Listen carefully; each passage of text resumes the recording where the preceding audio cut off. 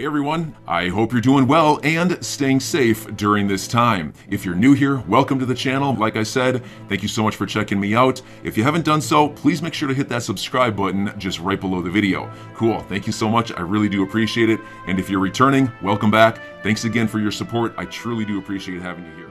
Alibaba is said to have a Ripple validator node according to recent rumors. Ripple claims this isn't the case, but it does confirm that it's getting ready to enter the Chinese market. Of course, Ripple, like any other fintech company in the world, wants to enter China. If Alibaba or one of its divisions does have a node, it would be prudent to deny this in order to avoid a spike in the token rate that could harm the company. Furthermore, just because Alibaba does not have a node does not mean the companies are not considering collaborating. It appears that forming such a partnership is possible, and not just for these two companies. Ripple is very interested in the possibility. China's global trade volume is growing, posing cross-border payment challenges such as capital controls, rapidly changing laws, and comparatively high costs. Furthermore, China's cross-border e-commerce expansion, which now accounts for nearly 20% of the country's international economic activity, necessitates quick and low-cost cash flows. Given the government's role in creating a barrier for foreigners to enter the system, forming a relationship with one of the internet's behemoths with a large user base and an interest in new technologies appears to be a far more practical way to enter the market. Large internet companies, on the other hand, have their own payment channels and can work with banks. Ripple primarily creates interbank solutions, not client solutions. Ripple, as we all know, is a startup dedicated to improving the previously fragmented world of payments. RippleNet, the XRP ledger, the XRP coin, and RippleX are all Ripple-branded branches and solutions. Ripple's network enables anyone to send and receive money, as well as conduct cross-border transactions. The company's native token XRP is used to bridge transactions and pays a small fee. RippleNet's technology is a direct competitor to RippleNet's Swift financial system, which is currently used for international money transfers. Ripple essentially aims to provide an efficient system for the direct transfer of money that settles in real time while being cheaper, more secure, and more transparent than traditional financial institutions' transfer systems. Guys, this week I came upon a very interesting website. See the link in the description below. It's called Stable Pool, and everyone who registers on their website until October 31st will receive up to $50 in crypto. It's a new platform, but during the first week, they received more than $80 million of investments. They also have a partnership with a Japanese exchange called TaoTaoX.com. When you go to their website, you can immediately claim the free $50. After that, you go to Top Up on the left side of the screen. Then at the right, you select a currency and enter the amount you want to deposit. After that, you are free to go and earn money. Note, I'm not a financial advisor, and investing is always at your own risk. To process international transactions, banks use the Society for a Worldwide Interbank Financial Telecommunications System.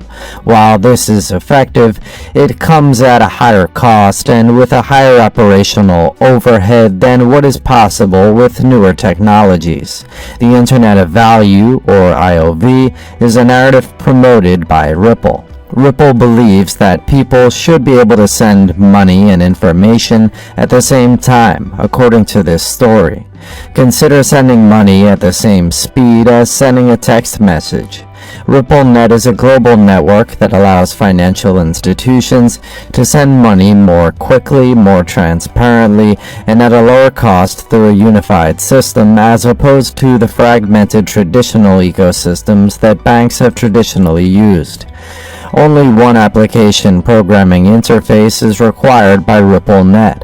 Ripple previously offered products called XRapid, XCurrent, and XVIA, but in 2019 the company merged those offerings to form RippleNet.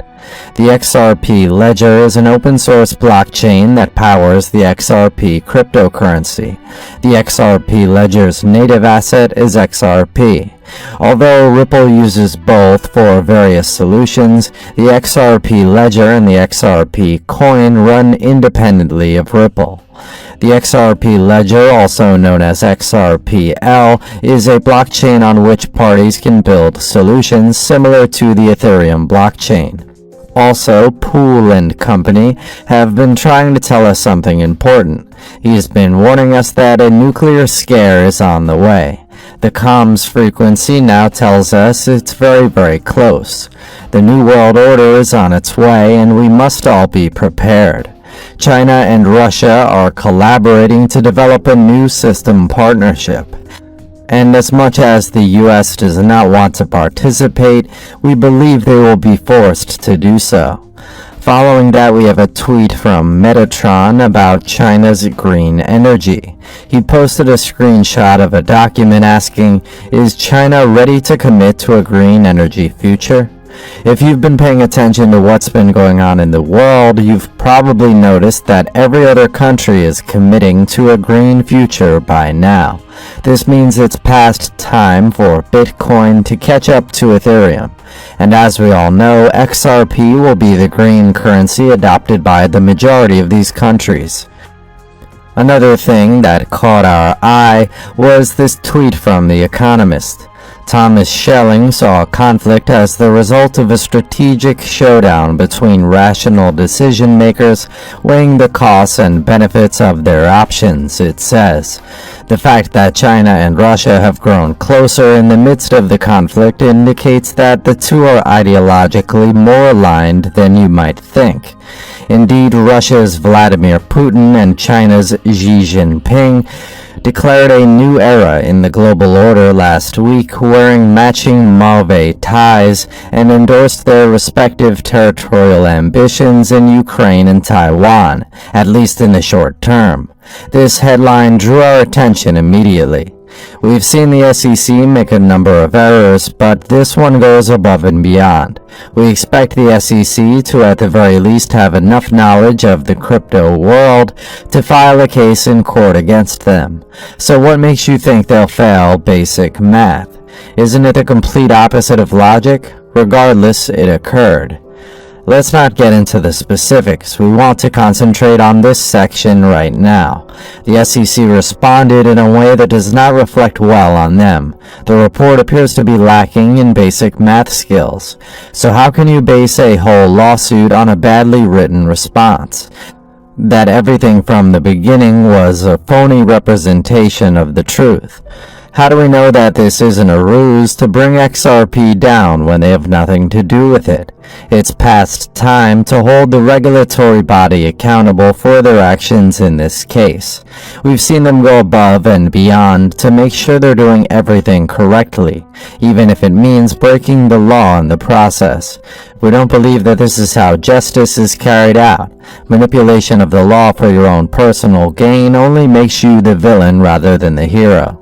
We must all recognize that XRP is more closely linked to the crypto world than Ripple. Ripple's business model is based solely on XRP, not the other way around. More importantly, these two bodies represent opposing sides of the RippleNet network, which is the first step towards understanding how these cryptographic protocols work. The SEC's report revealed that they had no idea what they were talking about and had made no effort to find an expert with a deeper understanding of the subject. That only proves that someone is pulling the strings behind the scenes in this case. That's why, when pressed for time to explain themselves, the regulatory body will quickly claim an extension, or if caught in a web of lies, retract their statements. For crying out loud, this will have a negative impact on the SEC, and it's not like they were unaware of their reputation was at the stake. Nonetheless, they went for it, and that means this body isn't to blame for what's going on. Someone else most likely pushed them to do it. The whales, the government, or both are our best guesses. The plan is to take advantage of this opportunity to leverage XRP, but we're sure they're well aware that they won't be able to keep it up for long. That's why we're more certain than ever that everything was timed perfectly.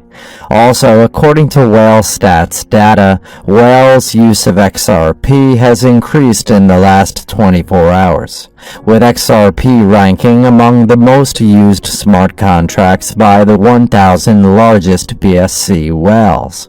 A whale, simply put, is someone who owns a significant amount of cryptocurrency or is otherwise a large holder.